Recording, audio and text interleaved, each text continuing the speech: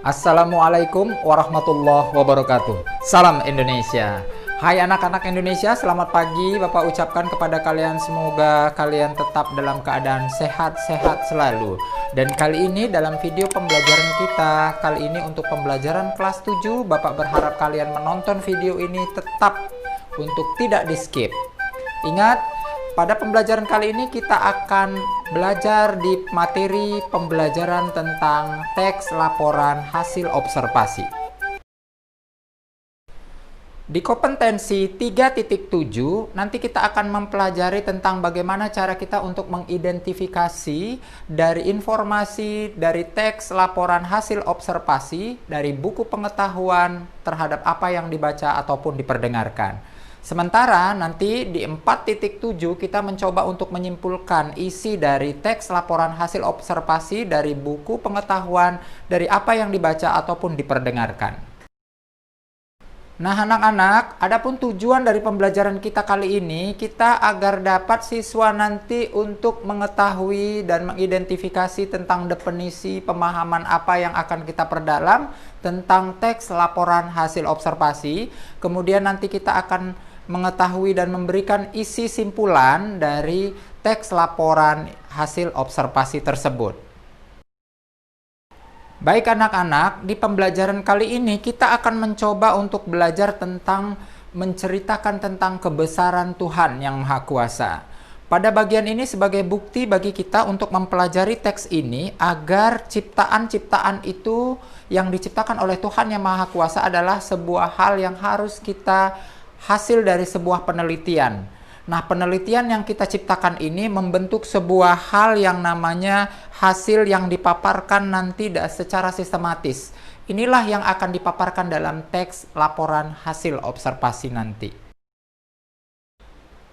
Nah, Nanda, sebenarnya laporan hasil observasi itu bisa kita temukan dalam kehidupan kita sehari-hari di bidang tentang penelitian-penelitian atau ilmu pengetahuan atau film dokumenter yang sering kita jumpai, bahkan buku-buku ensiklopedia itu sebagai satu bentuk contoh atau sumber dari yang disebut teks laporan hasil observasi. Baik Ananda, apakah Ananda masih ingat bahwa dalam pertemuan kita di kelas 7 ini, pada pertemuan pertama di bab 1 kita sudah mengajarkan tentang teks deskripsi. Nah, teks deskripsi dengan teks laporan hasil observasi adalah merupakan sebuah teks hampir mirip. Di sini kita akan mencoba untuk bagaimana memberikan perbedaan atau membandingkan di antara keduanya. Di teks deskripsi ini kita mencoba untuk bagaimana cara kita untuk memaparkan ide atau gagasan dalam teks ini yang di dalamnya pernah kita belajar tentang Pantai Senggigi atau keindahan alam Sikulikap. Nah, di situ kita dipaparkan, kita telah belajar bagaimana pengertian, bagaimana manfaat, tujuan dari apa yang kita paparkan di situ. Artinya, di teks deskripsi kita hanya menjelaskan hanya apa yang ada dalam penglihatan kita dan melukiskan seolah-olah itu nyata ada di hadapan kita. Sementara di teks laporan hasil observasi ini kita akan menceritakan hal yang tadi tetapi dalam bentuk fakta-fakta penelitian atau bisa dalam bentuk hal-hal yang dikaji secara ilmiah. Jadi lebih detail yang kita pelajari untuk menyaksikan bentuk fakta-fakta yang ada di dalam apa yang kita saksikan itu. Nah, kalau kita kaji lagi lebih detail, tadi teks deskripsi itu hanya menceritakan tentang sepenglihatan kita dan hanya dilukiskan saja seolah-olah apa yang kita lihat pada bagian yang disebut Pantai Senggigi tadi seolah-olah nyata ada di hadapan kita. Sementara di teks laporan hasil observasi ini kita mencoba untuk mengkaji apa-apa saja yang ada dalam kandungan pantai atau di dalam pantai itu atau di dalam dasar dari pantai tersebut. Itu melalui sebuah penelitian atau bisa kita lakukan melalui kajian-kajian ilmiah secara ilmiah dan sistematis. Makanya laporan hasil observasi ini lebih mengacu kita bertujuan untuk lebih memperinci kita agar lebih memperdalam ilmu pengetahuan kita tentang sesuatu hal. Atau di dalamnya juga kita untuk mencoba mengklasifikasikan atau menggolong-golongkan dan memberikan informasi yang jelas dan lebih terperinci tentang hal-hal yang akan kita bahas. Baik Ananda, sekarang perhatikan yang ada di slide kita ini. Kita akan mencoba untuk membacanya dulu. Perhatikan kira-kira menurut Ananda apa-apa saja yang harus kita perhatikan dan kita bahas dalam judul-judul topik yang akan kita bahas berikut ini. Perhatikan, apa saja kandungan nutrisi yang ada pada manusia ini. Kemudian, di mana saja habitat dari yang namanya kunang-kunang. Kemudian apa saja yang ada di museum dan bagaimanakah isi dalam museum itu. Kemudian apa itu empedu. Nah, ini adalah satu kajian yang akan kita bahas lebih detail lagi. Nah, disinilah teks laporan hasil observasi akan lebih rinci mempelajari tentang hal tersebut, karena di dalamnya butuh kajian atau penelitian atau hal-hal yang lebih detail lagi di dalamnya, tanpa hanya melihat sepenglihatan kita saja. Berarti dia membutuhkan bukti-bukti autentik nanti terhadap apa yang kita bahas ini.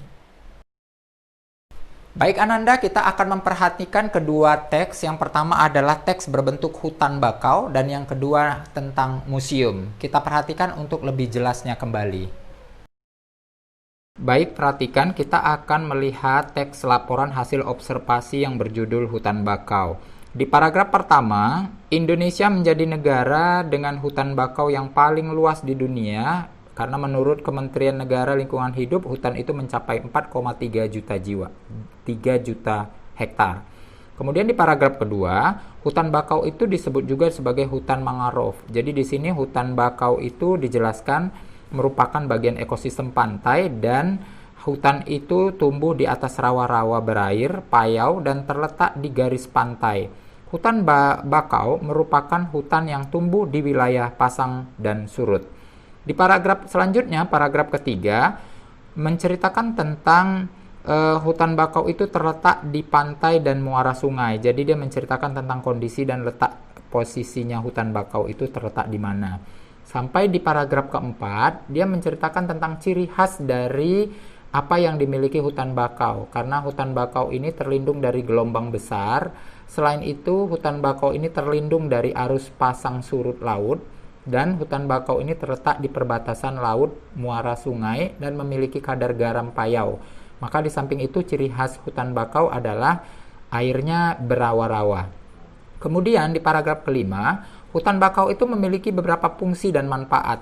Fungsinya adalah sebagai menahan abrasi pantai, kemudian sebagai penahan badai dan angin yang bermuatan garam. Kemudian hutan bakau juga dapat menahan intrusi atau peresapan air laut di darat. Kemudian juga hutan bakau itu menurunkan kandungan karbon dioksida atau CO2 dan menambah bahan-bahan pencemaran racun di perairan pantai. Kemudian manfaat hutan bakau ini dapat dilihat dari segi biologis, menjadi tempat hidup biota laut. Nah, selain itu masyarakat sekitarnya juga memanfaatkan hutan ini sebagai sumber mata pencarian. Sementara di paragraf terakhir menceritakan tentang hutan bakau menjadi ciri khas dan memiliki manfaat untuk melindungi lingkungan laut, manfaat ekonomi, dan menyediakan sumber makanan obat-obatan. Di teks 2 berjudul Museum. Di paragraf pertama, museum itu adalah salah satu tempat penting dalam upaya pelestarian sejarah. Museum adalah lembaga yang berfungsi mengumpulkan, merawat, dan menyajikan serta melestarikan warisan budaya masyarakat. Jadi di paragraf 1 ini menceritakan tentang pengertian dan apa itu sebenarnya museum. Di paragraf kedua, dia menceritakan tentang fungsi museum yang utama adalah menyimpan, merawat, mengamankan, dan memanfaatkan koleksi museum berupa benda cagar budaya. Sementara di paragraf ketiga, dia mencoba untuk membedakan museum berdasarkan koleksi dan kedudukannya. Jadi jenis museum itu bisa dibagi menjadi dua, ada museum umum dan museum khusus. Museum umum adalah koleksi yang terdiri dari kumpulan bukti material manusia dan lingkungan dengan kaitannya berbagai cabang seni, disiplin ilmu, dan teknologi. Sementara museum khusus adalah museum yang koleksinya terdiri atas kumpulan bukti material manusia atau lingkungan yang berkaitan dengan cabang-cabang seni atau cabang ilmu atau satu cabang teknologi saja. Kemudian di paragraf keempat, dia menceritakan tentang Berdasarkan kedudukan, ada 3 jenis museum.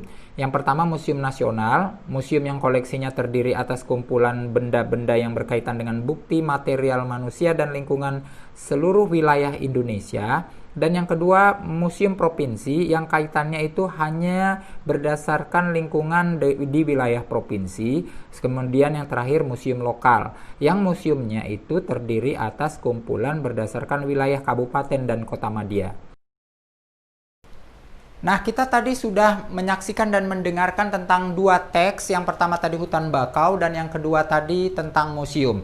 Dari kedua teks tersebut, kita bisa menarik sebuah ciri-ciri apa saja yang ada dalam teks laporan hasil observasi. Yang perlu kita ketahui di sini adalah dalam teks laporan hasil observasi ini, kita selalu berusaha untuk merinci bagian-bagian atau informasi secara fakta. Kalau yang tadi tentang museum, dia mencoba merinci-rinci bagian-bagian apa yang tentang museum tadi dan mencoba untuk mengklasifikasi pembagian dari museum.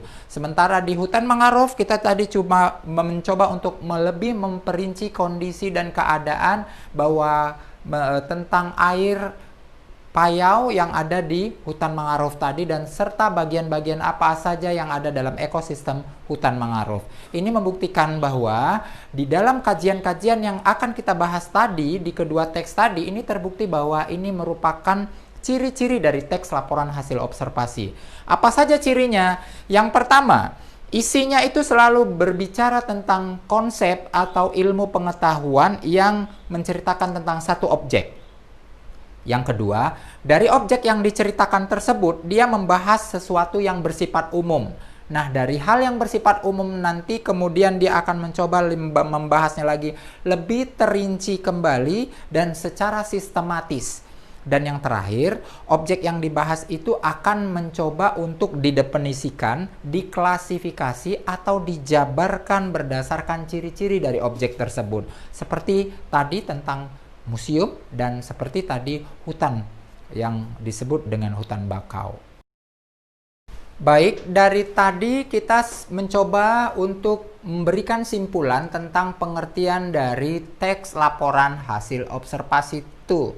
Nah, Nanda, apa itu teks laporan hasil observasi? Kalian kan sudah mengetahui dari konsep-konsep yang sudah Bapak jelaskan tadi.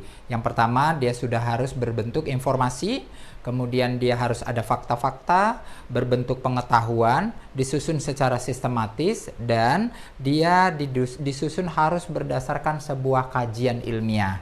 Baik, sekarang kita definisikan bahwa yang disebut dengan teks laporan hasil observasi adalah teks yang bertugas atau berfungsi untuk memberikan sebuah informasi kepada kita dan informasi tersebut akan dilengkapi atau disusun secara investigasi pengetahuan secara sistematis melalui kajian-kajian fakta dan dapat dibuktikan melalui secara ilmiah. Baik, sekarang kita mencoba untuk mengkaji dan mengidentifikasi dari struktur bahasanya. Kita dari bahasa yang selalu muncul apa yang ada dalam laporan hasil observasi ini. Yang pertama, dia selalu memunculkan yang namanya istilah. Apa itu istilah? Istilah adalah kata atau kajian atau kelompok kata yang menggunakan sesuatu dan mengungkapkan konsep atau sasaran atau sesuatu hal yang sifatnya itu dikaji dalam bidang-bidang tertentu. Misalnya saja dalam bidang biologi, kita menyebutkan kata-kata konsep seperti contoh-contoh, misalnya dia disebut amputasi, itu contoh dalam bidang biologi. Ada lagi di bidang ekosistem, dehidrasi dan lain sebagainya, itu istilah. Artinya dia hanya berdasarkan arti menurut bidang biologi tersebut. Yang kedua, dalam penggunaan bahasa-bahasa teks laporan hasil observasi, dia harus menggunakan bahasa-bahasa yang baku. Makanya dari ini kita harus lebih detail lagi untuk mengungkapkan kata-kata secara baku. Seperti contoh di sini kata analisis. Kata analisis itu lebih baku dan benar daripada kata analisa. Kemudian penulisan-penulisan pada kata inframerah atau itu sering sekali terjadi kesalahan. Padahal seharusnya inframerah itu tulisannya harus dirangkaikan. Sama seperti pada saat penulisan kata Kata yang lain yaitu antioksidan. Penulisan kata antioksidan itu tulisannya harus dirangkaikan. Ini yang sering sekali terjadi kelalaian atau kesalahan penulisan pada kalimat-kalimat yang sering kita gunakan dalam kehidupan sehari-hari untuk penggunaan kata baku. Nah, bahasa-bahasa yang muncul dalam teks laporan hasil observasi biasanya selalu memunculkan sebuah definisi-definisi atau kalimat-kalimat yang mendefinisikan tentang sesuatu hal. Itu yang disebut kalimat definisi. Sementara seperti yang tadi disebutkan bahwa museum adalah atau museum merupakan tempat untuk menyimpan alat-alat, itu bentuk dari kalimat-kalimat definisi. Hutan mangrove adalah hutan bakau yang terletak di bagian seperti itulah yang disebut dengan pengertian dari kalimat-kalimat definisi. Kemudian selanjutnya yang keempat, ada yang disebut dengan kalimat klasifikasi. Kalimat klasifikasi ini dalam teks laporan hasil observasi selalu saja memunculkan bagian-bagian atau sesuatu yang dirinci atau dijelaskan secara detail yang merupakan konsep dari definisi-definisi bagian yang akan dipaparkan sebagai penjelasan-penjelasan lebih rinci. Baik Ananda, sekarang kita masuk ke bagian selanjutnya. Kita akan mencoba untuk menyimpulkan isi dari teks laporan hasil observasi. Untuk lebih detail dan jelasnya, mari kita coba untuk membaca wacana yang berjudul tentang manggis. Baik, Nanda semua, kita perhatikan judulnya manggis. Di paragraf pertama, kita mencoba untuk memberikan kalimat-kalimat pengertian atau definisi bahwa manggis merupakan salah satu tanaman buah asli Indonesia. Nah, di paragraf ini juga dia mencoba untuk memaparkan bahwa buah pohon manggis ini adalah merupakan pohon atau buah juga yang berkerabat dengan kokam, asam kandis, dan asam gelugur. Sementara di paragraf kedua, dia menceritakan tentang pohon dan daun, ciri-cirinya, dan lebih detail lagi tentang tingginya mencapai sekitar 6-25 meter. Jadi dia lebih detail menceritakan tentang ciri-ciri dari pohon dan daun tersebut. Kemudian di paragraf ketiga, dia menceritakan tentang bagian khususnya yang disebut dengan bunga. Nah, di bunga manggis ini, dia sering disebut dengan bunga berumah dua. Nah, bunga-bunga ini akan dipaparkan di kalimat ketiga ini tentang penjelasan ada bunga jantan yang tumbuhnya kecil, kemudian mengering dan tidak dapat berfungsi lagi. Nah, di situ juga dia menceritakan tentang bunga manggis, tentang diameternya sekitar 5,5, daun kelopaknya diceritakan juga, kemudian dia menceritakan tentang bakal buah manggis, kemudian dia juga menceritakan tentang kepala putiknya, dan selanjutnya sampai ke bentuk buahnya yang mempunyai segmen sekitar 4-8 segmen. Kemudian di paragraf kelima, dia mencoba untuk menceritakan tentang manfaat dari buah manggis. Bahwa manfaatnya itu secara tradisional buah manggis ini dipercaya untuk menyembuhkan beberapa penyakit seperti sariawan, disentri, amandel, abses, dengan kemampuan anti peradangan dan anti inflamasi. Kemudian juga dia menceritakan tentang di dalam kulit buah manggis itu terdapat ada sekitar 62,05% air, sedangkan lemak 0,63%, proteinnya 0,71%, dan karbohidratnya sebanyak 35,61%. Sementara di paragraf terakhir, dia menceritakan tentang penampilan dari buah manggis ini adalah buah yang sangat enak untuk dirasa dan dilihat, dan memiliki banyak kandungan yang bermanfaat untuk kesehatan. Baik Ananda, dari apa yang kita bahas tadi dan kita baca tadi, kita coba untuk menyimpulkan terhadap materi wacana buah manggis ini. Sekarang perhatikan latihan 1.1 berikut ini. Nah, di sini kita akan mencoba untuk menyajikan apa-apa saja yang dibahas dalam buah manggis ini. Coba kira-kira apa saja yang kita bahas. Coba bagian-bagian yang kita bahas tadi, bagi bagian paragraf tadi, coba kita akan menuangkan yang kita bahas itu dalam bentuk pohon. Lihat, perhatikan di sini ada gambar pohon. Kita akan mencoba bagian-bagian apa saja. Itu seperti itu, ada contohnya tadi bahwa di paragraf pertama dia menceritakan tentang keluarga atau bagian-bagian yang ada dalam manggis itu, bahwa keluarga manggis itu sama dengan tadi apa? Ada kokam, asam kandis, dan asam gelugur. Nah, ini yang ada di bagian pertama, paragraf pertamanya. Nah, bagaimana dengan yang lain di tiap-tiap paragraf? Coba kalian kaji. Apa yang mau kita isi di bagian-bagian pohon-pohon yang kosong-kosong ini? Misalnya apa lagi? Biar Bapak bantu. Apa yang ada? Ya, benar. Tadi kita berbicara tentang pohon dan daun. Silahkan nanti ditulis. Lanjutnya apa lagi? Ya, dia berbicara tentang bunga dan ciri-ciri atau bagian-bagian yang terdapat di dalam bunga. Silahkan ditulis di sini sampai kita penuhi semua isi yang ada di pohon ini. Silahkan kita kerjakan. Kemudian kita perhatikan lagi informasi bagian-bagian yang ketiga ini. Informasi penting apa yang ada. Nah, di sini kita mencoba untuk menguraikan kembali apa yang ada di paragraf 1, paragraf 2, paragraf 3 sampai paragraf terakhir. Silahkan Ananda. Nah, sekarang kita mencoba untuk bagaimana cara kita menyimpulkan ide pokok atau gagasan pokok. Sebenarnya apa itu ide pokok atau gagasan pokok? Gagasan pokok atau ide pokok adalah merupakan sesuatu yang bagian terpenting dalam sebuah paragraf. Ide pokok itu adalah inti dari apa yang akan kita sampaikan kepada orang lain menurut satu kadar dalam satu paragraf.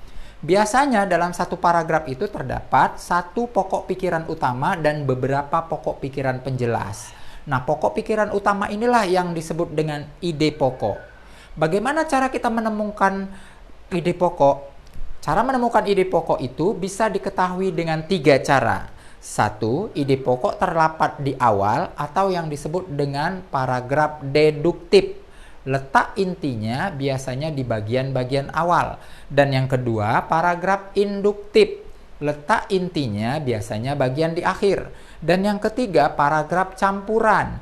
Dia biasanya paragraf campuran ini adalah paragraf yang di dalamnya ide pokoknya terdapat di awal dan di akhir atau bisa kita temukan di bagian tengahnya. Sedangkan yang disebut kalimat utama adalah kalimat-kalimat yang terdapat di bagian ide pokok atau gagasan utama. Jadi, kalau kita mau tahu kalimat utamanya, ya kalimat pada bagian inti itu kita sebutkan semuanya. Sementara ide pokoknya adalah bagian inti dalam kalimat utama itu, gitu. Baik Ananda, kita akan membahas tentang kalimat utama dengan yang disebut dengan ide pokok atau gagasan utama. Untuk lebih jelasnya, kita coba perhatikan wacana lebah berikut ini.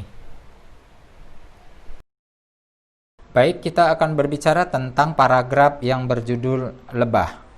Dalam kehidupannya, lebah mempunyai sistem pembagian kerja yang baik. Ratu lebah menghasilkan telur 2.000 sampai dengan 3.000 butir setiap hari. Lebah pekerja bertugas mengangkut air, serbuk sari, bunga, mengangkut sari madu, mengumpulkan zat perekat, dan biasanya didapat dari pucuk pohon, dan membawa calon ratu. Sementara lebah jantan bertugas mencari tempat-tempat yang banyak mengandung sari madu. Dengan suaranya yang nyaring, lebah jantan memberi tanda kepada lebah-lebah lainnya bahwa suara tempat mengandung banyak sari madu. Baik Ananda, sekarang Bapak akan mencoba untuk menjelaskan apa-apa saja perbedaannya tentang lebah tadi. Kita perhatikan dalam paragraf tadi ini, kita akan membahas tentang kalimat utama dan gagasan utamanya. Kalau dia bicara tentang gagasan utama tadi, biasanya paragraf itu kalau seandainya pokok pikirannya terletak di awal, biasanya disebut dengan paragraf deduktif.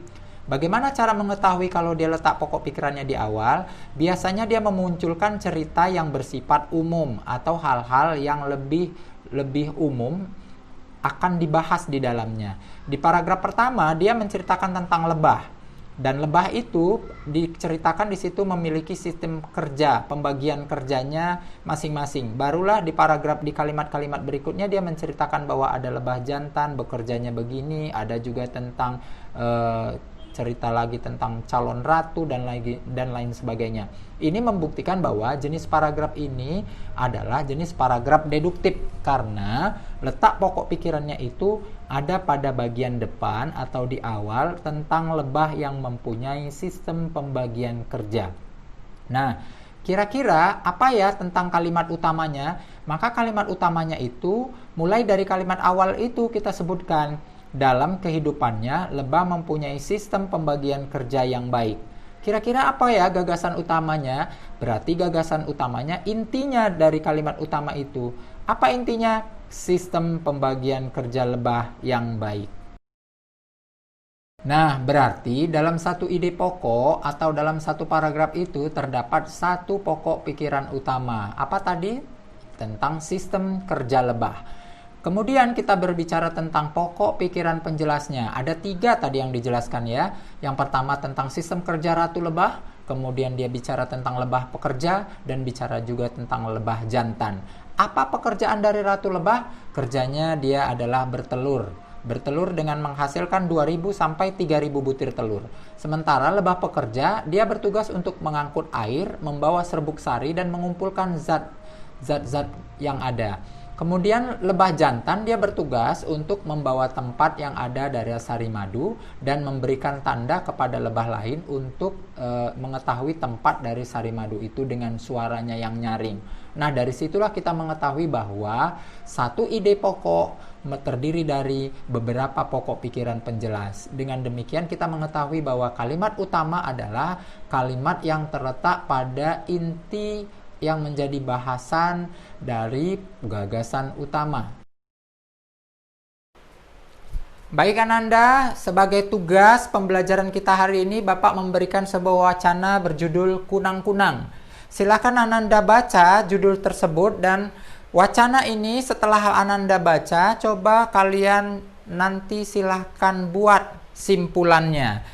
Kemudian di tiap-tiap paragrafnya silahkan Ananda tentukan jenis paragrafnya apa. Apakah paragraf deduktif, induktif, atau campuran. Setelah ditentukan jenis paragrafnya, tolong kalian sebutkan apa ide pokok di tiap-tiap paragraf dan apa kalimat utamanya di tiap-tiap paragrafnya. Paham ya? Silahkan itu dikerjakan di buku latihan masing-masing dan silahkan kalian kerjakan. Jangan ada yang bingung. Oke? Baik Ananda, demikian tadi pembahasan kita tentang teks laporan hasil observasi di bagian 3.7 dan 4.7. Bapak berharap kalian semua bisa memahami, bisa mengerti tentang apa yang kita pelajari hari ini. Satu lagi, video ini harus tetap kalian tonton dan jangan di-skip supaya kalian bisa memahami secara utuh konsep pembelajaran kita hari ini. Satu hal dalam hidup ini adalah perubahan Ananda.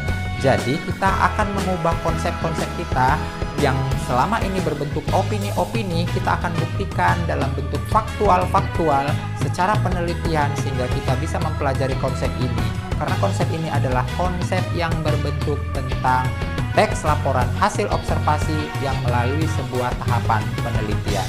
Oke, demikian tadi. Jangan lupa silahkan nanti kita lanjutkan di pertemuan berikutnya. Bapak ucapkan terima kasih. Assalamualaikum warahmatullahi wabarakatuh. Salam Indonesia.